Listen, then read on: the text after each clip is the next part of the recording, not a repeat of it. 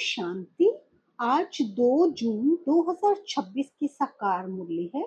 बाबा कहते, मीठे बच्चे, तुम हो रूहानी पंडित। तुम्हें गृहस्थ व्यवहार संभालते हुए कमल फूल समान बन याद की यात्रा करनी और करानी है। प्रश्न है, बाप बच्चों का कौन सा श्रृंगार करते हैं, किस श्रृंगार के लिए मना करते हैं? उत्तर है, बाबा कहते, मीठे बच्चे, मैं तुम्हारा रूहानी श्रृंगार करने आया हूँ। तुम कभी भी जिस्मानी श्रृंगार नहीं करना। तुम बैगर हो, तुम्हें फैशन का शौक नहीं होना चाहिए। दुनिया बहुत खराब है, इसलिए जरा भी शरीर का फैशन नहीं करो। बाबा कहते, दुनिया बहुत खराब है, इसलिए जरा भी शरीर का फैशन नहीं करो। गीत है, आखिर वह दिन आया आज। ओम शांति। ओम शांति मीठे बाबा। बाबा कहते, बेहद का बाप बैठ बेहद के बच्चों को समझाते हैं। बेहद माना कोई हद नहीं। कितने ढेर बच्चे हैं, इतने बेशुमार बच्चों का एक ही बाप है जिसको रचयिता कहा जाता है। वह है हद के बाबाएं और ये है बेहद के रूहों का बाप। वह है हद के जिस्मानी बाप, ये है बेहद के रूहों का एक ही बाप जिसको भक्ति मार्ग में सब रूहें याद करती हैं। तुम बच्चे जानते हो, भक्ति मार्ग भी है, साथ साथ रावण राज्य भी है। अब मनुष्य पुकारते हैं कि हमको रावण राज्य से राम राज्य में ले जाओ। बाप समझाते हैं, देखो, देवी देवता जो भारत के मालिक थे अब नहीं है। वे कौन थे ये भी अब तुम जानते हो। हम ही सतयुगी सूर्यवंशी घराने के मालिक थे। राजा रानी तो होते हैं ना। तुम बच्चों को अब स्मृति आई है। बाबा आया हुआ है हम बच्चों को राज्य भाग्य का वर्षा देने, विश्व का मालिक बनाने। बाप कहते हैं, अब सब भक्ति मार्ग में है। भक्ति मार्ग को ही रावण राज्य कहा जाता है। ज्ञान मार्ग सिर्फ एक बाप ही सिखाते हैं, वो भी तुम बच्चों को। उस बेहद के बाप को भक्ति मार्ग में सब याद करते हैं। अभी तुमको 21 जन्म के लिए ज्ञान की राजधानी मिलती है। बाबा कहते, अभी जब बाबा आकर हमें ज्ञान मार्ग सिखाते हैं, भक्ति को छुड़ाए, तो बाबा कहते उस बेहद के बाप को भक्ति मार्ग में सब याद करते हैं ना। अभी बाबा कहते तुमको 21 जन्म के लिए ज्ञान की राजधानी मिलती है। फिर आधा कल्प तुम पुकारेंगे ही नहीं। हाय राम हाय प्रभु कहने की दरकार ही नहीं रहेगी। हाय राम तब कहते हैं जब दुखी होते हैं। तुमको वहां दुख ही नहीं है ना। अभी तुम जानते हो ये भी खेल बना हुआ है। आधा कल्प है ज्ञान का दिन, आधा कल्प है भक्ति की रात। भक्ति हमको नीचे उतारती है। तुम बच्चों की बुद्धि में सीढ़ी का नॉलेज जरूर चाहिए। बाप समझाते हैं, ये 84 जन्मों का चक्र है। इस चक्र को जानने से तुम चक्रवर्ती राजा बनेंगे। इसलिए बाबा चित्र भी बनवा रहे हैं, जिससे सिद्ध हो कि हम इस चक्र को जानने से 21 जन्म के लिए राज्य भाग्य लेते हैं। अभी तुम बहुत हो गए हो, बड़ी रूहानी शक्ति सेना बनी है। तुम सब पंडे हो, बाबा भी पंडा है। उनको कहा जाता है गाइड। बाबा को गाइड कहा जाता है ना। पंडा अक्षर शुभ है। यात्रा पर ले जाने वाले पंडे होते हैं। यात्री जाते हैं तो उनको एक गाइड मिलता है कि इनको ये सब दिखाओ। तीर्थ यात्रा पर भी पंडे मिलते हैं ना। बाप कहते हैं, जन्म जन्मांतर तीर्थ यात्रा करते आए हो। अमरनाथ पर जाते हैं, तीर्थों पर जाते हैं, परिक्रमा लगाते हैं। वहां जाने समय फिर वही याद रहता है ना। घर बार धंधे दौरे सबसे दिल हट जाती है। यहाँ तुमको समझाया जाता है, अपने घर गृहस्थ में रहते हुए धंधा दौरी भी करते रहो और फिर गुप्त यात्रा पर रहो। बाबा कहते धंधा दौरी भी करते रहो लेकिन गुप्त यात्रा पर रहो, क्योंकि ये कितना अच्छा है। जितना बड़ा धंधा करना है उतना करो। बाबा कहते जितना धंधा करना है उतना करो, किसी को मना भी नहीं है। भल अपनी रजाई भी संभालो। राजा जनक को भी सेकंड में जीवन मुक्ति मिली। तुमको कोई बाहर की यात्रा आदि तरफ धक्के खाने की दरकार नहीं है। अपने घर बार की भी पूरी संभाल करनी चाहिए। जो सेंसिबल अच्छे बच्चे हैं वे समझते हैं हमको घर गृहस्थ में रहते कमल फूल समान रहना है। गृहस्थ व्यवहार में तंग नहीं होना चाहिए। कुमार कुमारियां तो जैसे सन्यासी हैं, उनमें विकार है नहीं, 5 विकार से दूर हैं। अभी तुम बच्चे जानते हो, हमारा श्रृंगार ही और प्रकार का है, उनका और है, उनका है तमो प्रधान श्रृंगार, तुम्हारा है सतो प्रधान श्रृंगार, जिससे तुमको सतो प्रधान सूर्यवंशी रजाई में जाना है। बाप तुम बच्चों को समझाते हैं, तमो प्रधान जिस्मानी श्रृंगार जरा भी नहीं करो, दुनिया बहुत खराब है। गृहस्थ व्यवहार में रहते फैशनेबल मत बनो, फैशन कशिश करता है, इस समय खूबसूरती अच्छी नहीं है। बाबा यहाँ पे अलर्ट कर रहे हैं कि फैशन तो कशिश करता है, इस समय खूबसूरती अच्छी नहीं है, माना शरीर की खूबसूरती की तरफ नहीं जाना है। काले हो तो अच्छा है, कोई पंजा नहीं मारेगा, खूबसूरत पिछाड़ी तो फिरते रहते हैं, श्री कृष्ण को भी सांवरा दिखाते हैं। तुमको गोरा बनना है शिव बाबा से, वे गोरे बनते हैं पाउडर आदि से। बाबा कहते तुमको गोरा बनना है शिव बाबा से, जो शिव बाबा हमें गुणों से हमें श्रृंगार रहे हैं, उनसे हमने गोरा बनना है। बाबा कहते वो तो गोरे बनते हैं पाउडर आदि से, शरीर को गोरा बनाते हैं ना। कितना फैशन है, बात मत पूछो। साहूकारों की तो सत्यानाश है, गरीब अच्छे हैं, गांवों में जाकर गरीबों का कल्याण करना है, परंतु आवाज करने वाले बड़े आदमी भी तो चाहिए ना। बाबा कहते आवाज करने वाले बड़े आदमी भी चाहिए। तुम सब गरीब हो ना, कोई साहूकार है क्या? तुम देखो कैसे साधारण बैठे हो, बंबई में फैशन देखो तो क्या लगा पड़ा है। बाबा पास मिलने आते हैं तो कहता हूँ तुमने ये जिस्मानी श्रृंगार किया है, अब आओ तो तुमको ज्ञान श्रृंगार कराएं, जिससे तुम स्वर्ग की परी 21 जन्मों के लिए बन जाएंगी, सदा सुखी बन जाएंगी, ना कभी रोएंगे ना दुख होगा। अभी ये जिस्मानी श्रृंगार तुम छोड़ दो, तुमको हम ज्ञान रत्नों से ऐसा फर्स्ट क्लास श्रृंगार कराएंगे जो बात मत पूछो।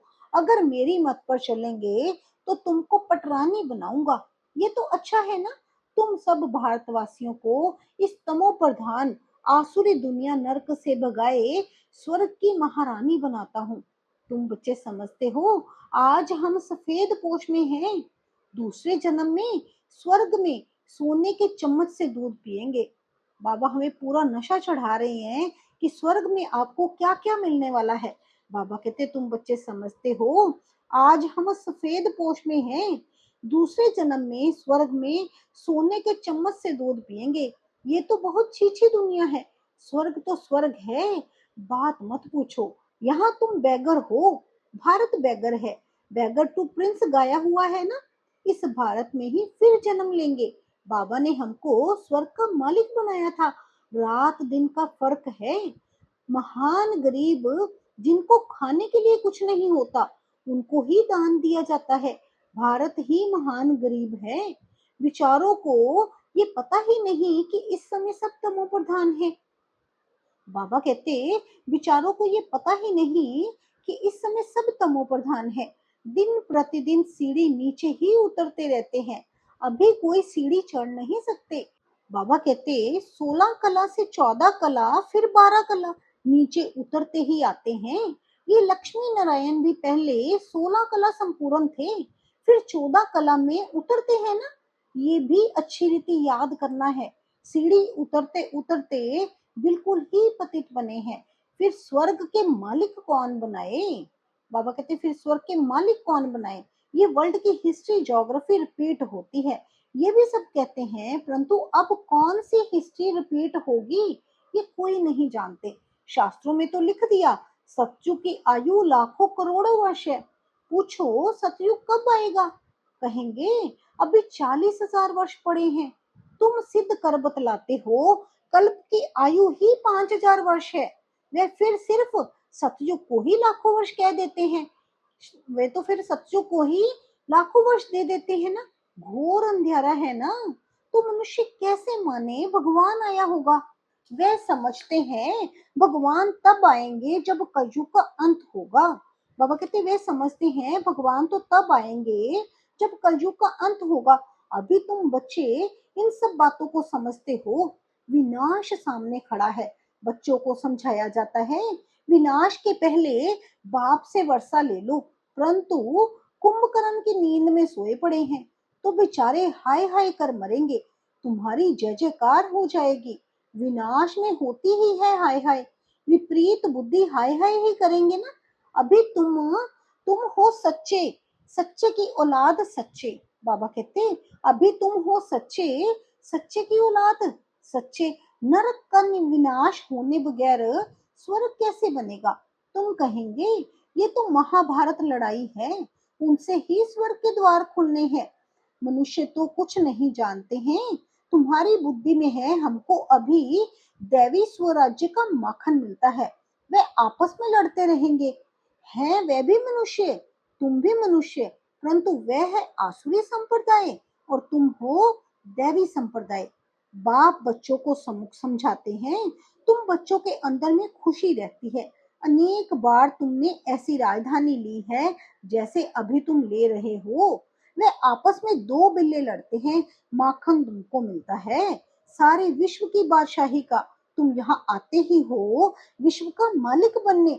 तुम जानते हो हम बाबा से योग लगाए कर्मातीत अवस्था को पाएंगे। वे आपस में लड़ेंगे, हम विश्व की बादशाही पा ही लेंगे। ये तो कॉमन बात है ना।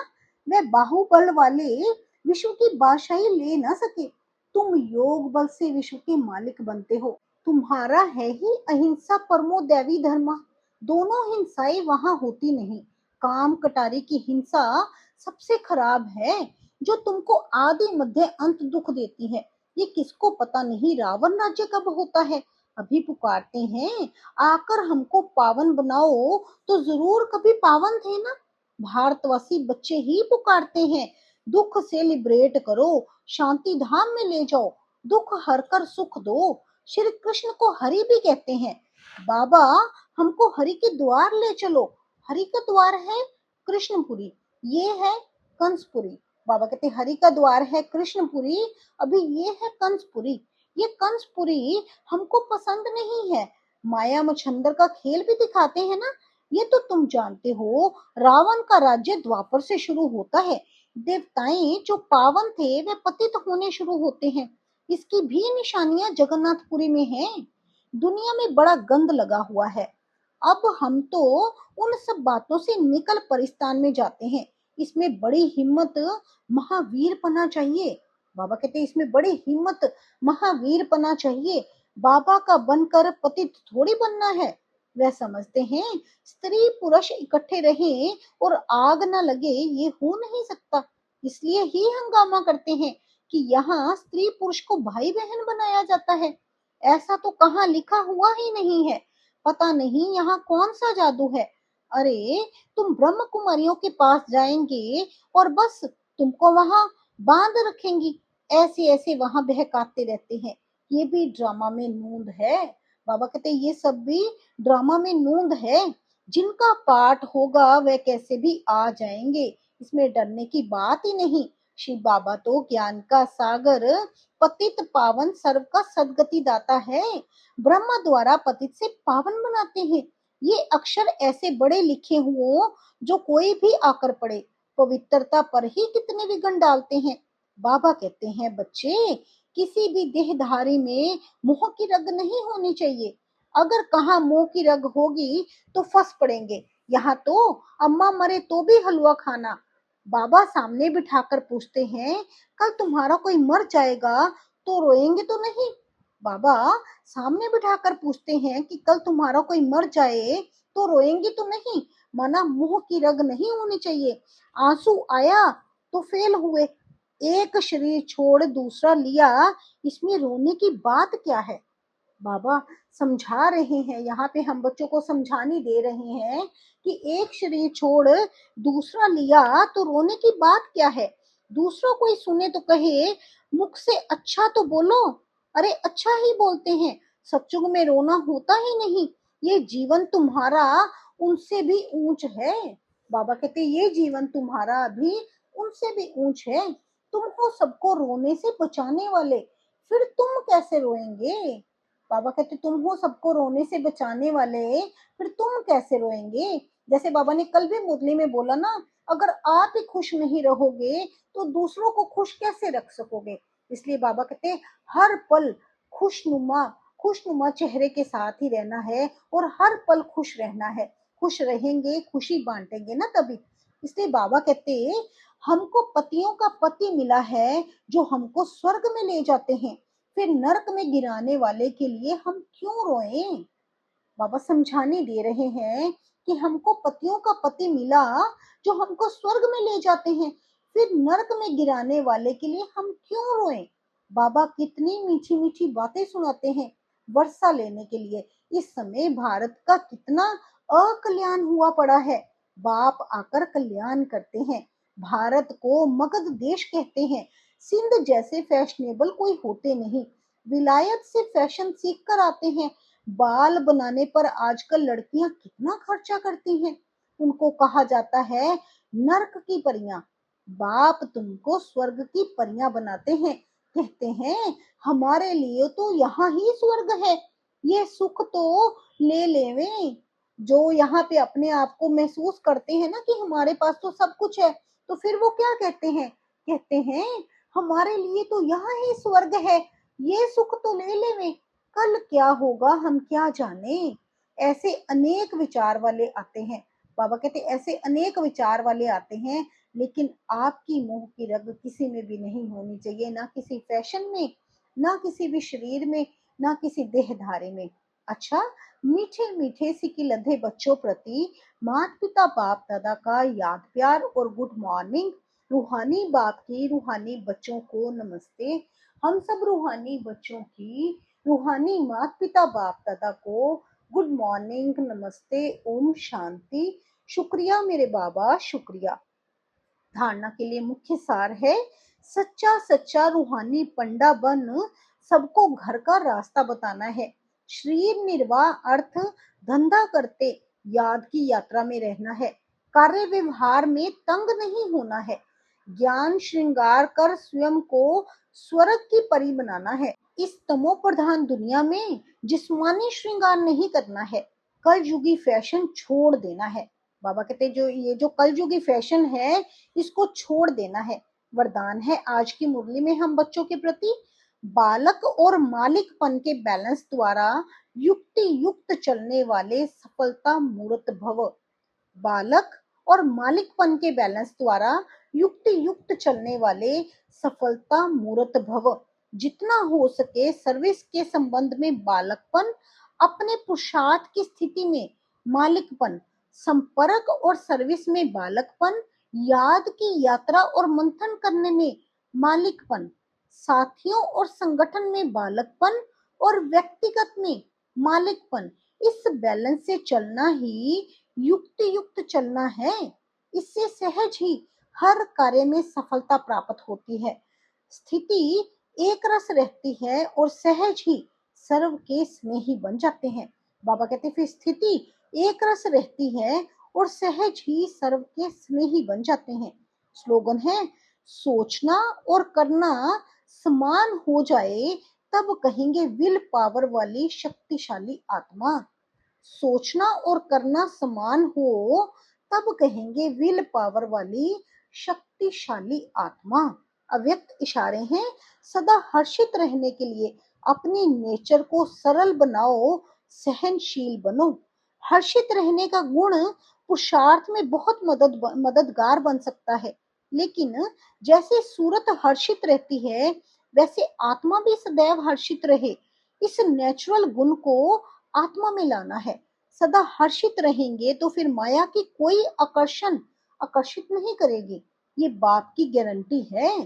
बाबा कहते अगर सदा हर्षित रहेंगे तो फिर माया की कोई भी आकर्षित नहीं करेगी, ये बाप की गारंटी है। लेकिन सदा हर्षित रहने के लिए अपनी रूहानी शान में रहना और सहनशील बन साक्षी दृष्टा हो माया के खेल को देखना है। बाबा कहते रूहानी शान में रहना और सहनशील बन साक्षी दृष्टा हो माया के खेल को देखना है। इसलिए अपने ऊपर ध्यान देते कि जैसे जैसे बाबा हमें श्रीमत दे रहे हैं, हमें गाइड कर रहे हैं, उसी अकॉर्डिंग ही हमने चलना है। बाबा ने कहा है ना, इन जो फैशन है, कलयुगी फैशन है, इसमें नहीं फंसना है। इनको छोड़, जो बाबा हमें ज्ञान श्रृंगार कर रहे हैं, हमें गुण मूर्त बना रहे हैं, उन गुणों को धारण करना है, सहनशील बनना है। जैसे बाबा ने परसों भी अव्यक्त वाणी में बताया ना कि वरदान और स्लोगन को याद रखो, जब व्यर्थ आवे तो इसको याद कर उसको समर्थ में चेंज कर दो। तो व्यर्थ को इकट्ठा नहीं करना और समर्थ में चेंज करते जाना है। जैसे जैसे बाबा को गुड नाइट, गुड मॉर्निंग, इन सभी बातों को अडॉप्ट करते चलेंगे। मेरा एक बाबा दूसरा न कोई, मैं बाबा का बाबा मेरा, इन सभी बातों को याद करते चलेंगे, हर पल अपनी सोच में इनको लेके चलेंगे। तो बाबा कहते फिर तो आपको सफलता हर कार्य में तो मिलनी ही मिलनी है। तो बाबा तो 21 जन्म की गारंटी भी कर रहे हैं। अच्छा जी, शुक्रिया मेरे बाबा, शुक्रिया। रोज मुरलियों में इतनी समझाने देने के लिए आपका बहुत बहुत शुक्रिया। ओम शांति, ओम शांति मीठे बाबा, ओम शांति।